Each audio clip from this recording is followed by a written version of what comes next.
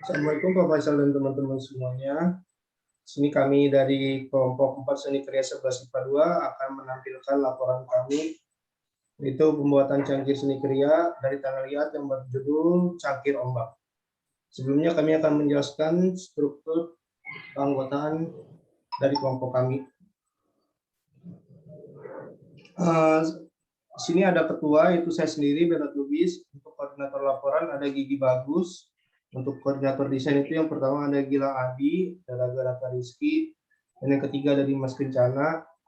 Untuk koordinator karya itu ada Kindra Kurnia, Ilham Yoga, sama Dwi Banyu. Untuk selanjutnya kata pengantar akan disampaikan oleh Bagus. Alhamdulillahirrahmanirrahim. Puji syukur kehadirat Allah Subhanahu wa Ta'ala atas hidayah, rahmat, dan nikmat sehatnya, sehingga saya dan teman-teman dapat menyelesaikan tugas laporan ini dengan baik, meskipun masih banyak kekurangan. Kami berterima kasih kepada semua pihak yang telah membantu menyelesaikan laporan ini. Kami sangat berharap laporan ini dapat berguna untuk semua orang, dan terutama kepada saya sendiri sebagai penyusun. Semoga laporan ini dapat memberikan wawasan dan pengetahuan bagi kita bagaimana cara membuat sebuah karya.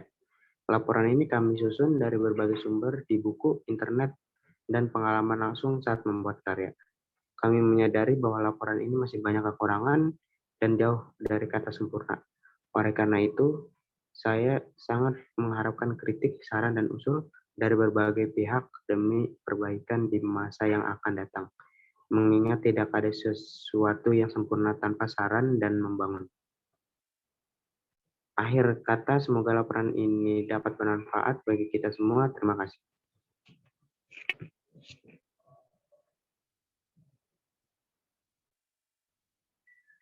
Untuk selanjutnya latar belakang sampai manfaat akan disampaikan oleh Dimas.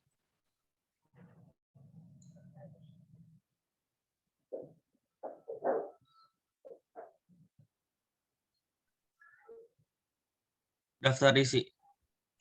Kata pengantar. Bab 1. A. Latar belakang. B. Rumusan masalah. C. Tujuan. D. Manfaat. E. Kajian teori. A. Tinjauan keramik. B. Tinjauan estetika. C. Tinjauan tema. Bab 2. Pembahasan. Eksplorasi. B. Perancangan. C. Perwujudan. 1. Persiapan alat dan bahan. 2. Pembentukan teknik. 3. Dimensi bentuk bangun. 4. Proses dekorasi. 4. Pengeringan. 5. Pembakaran. 6. Pengglasiran. D. Deskripsi karya. E. Visualisasi karya. Bab 3. Penutup. A. Kesimpulan. B. Saran.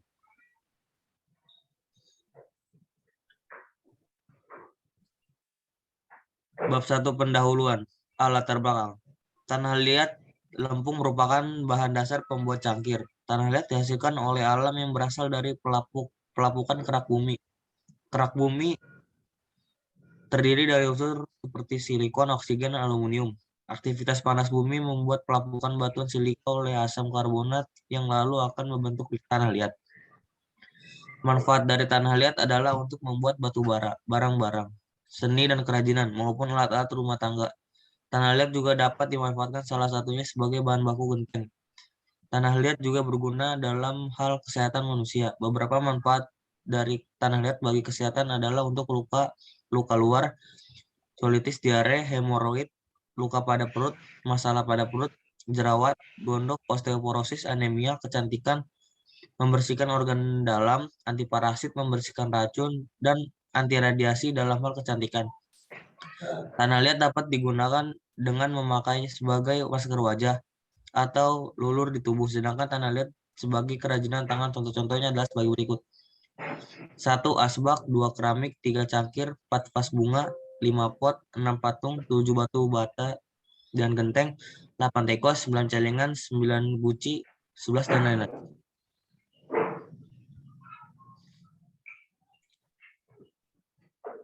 Rumusan masalah. Bagaimana pembuatan dari tanah liat? Apa saja pengertian dari tanah liat? Jenis apa saja yang ada pada tanah liat? Apa manfaat dari tanah liat?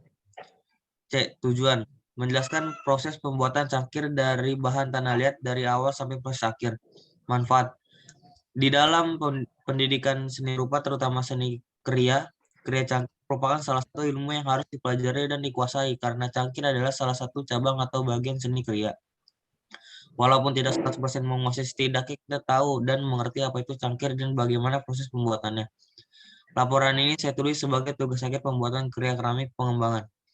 Laporan ini berisi bagaimana tahapan proses pembuatan cangkir dari pembentukan sampai pengeringan. Laporan ini dapat dijadikan sebagai buku panduan dalam membuat cangkir yang benar menurut teori dan dalam prakteknya nanti kita bisa menerapkannya.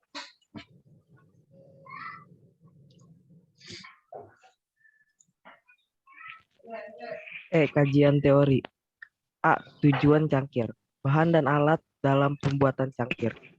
Bahan utama yang digunakan untuk membuat produk cangkir yaitu lempung atau tanah liat. Lempung adalah aluminium silikat hidrat yang tidak terlalu murni yang terbentuk sebagai hasil pelapukan dari bahan beku. Terdapat 3 jenis lempung atau tanah liat utama yang dibedakan oleh warna, ukuran, partikel, dan sifat kelestariannya. 1. Tanah liat kaolin berwarna putih. Berukuran partikel sederhana, kurang kelihatannya atau sifat plastis. 2. Tanah liat bola berwarna hitam atau kelabu, berukuran partikel halus, kelihatan yang tinggi. 3. Tanah liat api berwarna kemerahan, berukuran partikel antara sederhana dan besar, dan komposisi besi oksida yang tinggi. Kedua, tanah liat kaloid ini kebanyakan digunakan dalam industri keramik konvensional seperti industri pembangunan piring, mangkuk, peralatan kamar mandi, lantai, dan dinding, penghasilan rumah seperti pot bunga porselin, peralatan listrik untuk voltan rendah dan tinggi. Alat dalam membuat cangkir. 1. Tanah liat. 2. Cat air. 3. Pisau cutter. 4.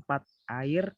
5. Alas plastik atau bahan yang tidak menempel tanah liat. 6. Kuas. Teknik dalam pembuatan kerajinan cangkir. Yang pertama ada teknik pijit tekan, kedua teknik pilin, dan ketiga itu ada teknik lempengan atau slab. Teknik pijit tekan adalah teknik pembentukan badan cangkir secara manual. Teknik pilin adalah teknik pembentukan badan cangkir secara manual. Caranya tanah liat digulung hingga terbentuk pilinan tanah. Teknik lempengan slab adalah teknik pembentukan badan cangkir secara manual dengan membentuk lempengan menggunakan rod. Rundown proses pembuatan cangkir. Minggu pertama, pembentukan kelompok dan menentukan ketua kelompok, koordinasi kelompok, dan job desk. Minggu kedua, konsep dan membuat gambar proyek. Minggu ketiga, proses menentukan media dan alat yang digunakan dalam proses berkarya, dan proses pembuatan karya, dan finishing pada karya. Minggu 4, mengevaluasi, presentasikan yang dibuat, dan sesi tanya jawab dan presentasi.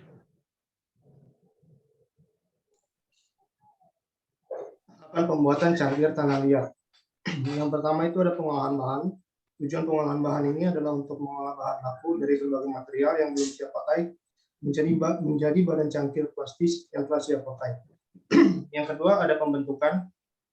Tahap pembentukan adalah tahap mengubah bongkahan badan tanah liat plastis menjadi benda-benda yang dikehendaki. Yang ketiga itu ada proses pengeringan. Tujuan utama dari tahap ini adalah untuk menghilangkan air plastis yang terikat pada badan cangkir. B. Tinjauan estetika. Pengertian dari teori tentang estetika yang dikemukakan oleh para tokoh dunia ini sangat beragam dan terus berkembang menyesuaikan perkembangan zaman. Walaupun begitu, pada dasarnya estetika dapat diterima dan dipahami sebagai ilmu tentang keindahan, baik itu keindahan pada alam maupun pada seni.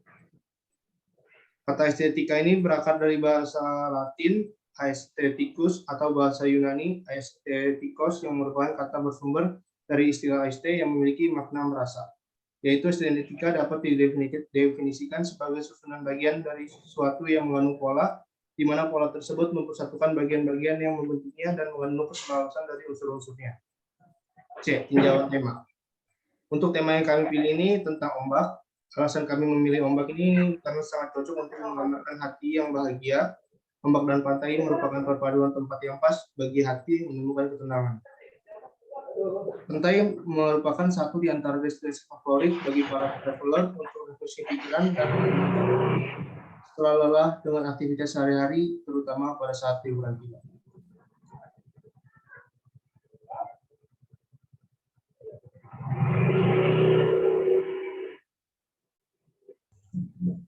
Pembahasan.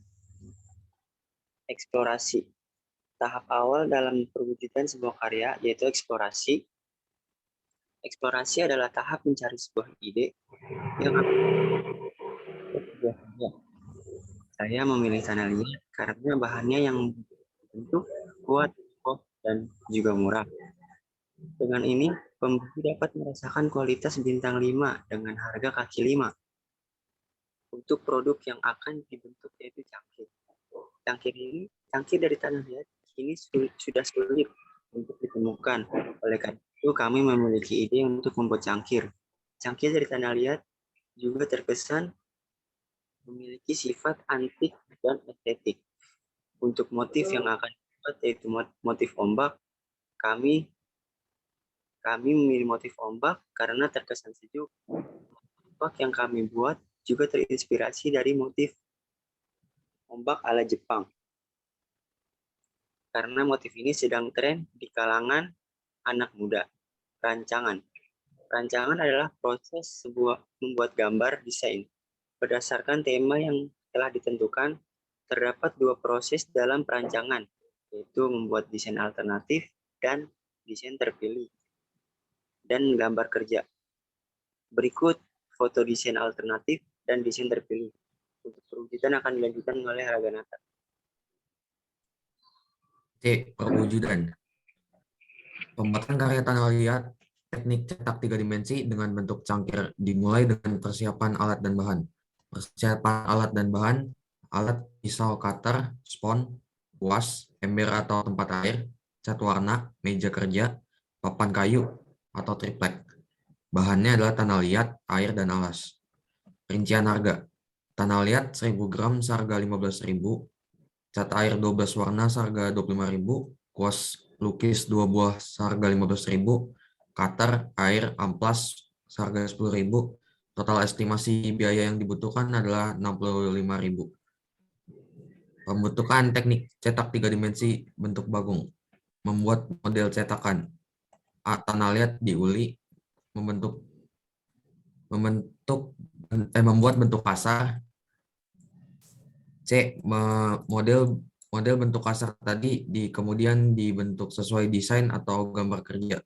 Detail yang kecil tidak perlu dibuat, tidak apa-apa jika terlalu sulit seperti bagian telinga, motif, dan lain-lain. D. Diangin-anginkan atau dikeringkan di bawah sinar matahari. E. Lalu setelah tahap pengeringan, cangkir dirapikan atau dihaluskan menggunakan amplas. F. Tahap terakhir, proses pewarnaan cangkir.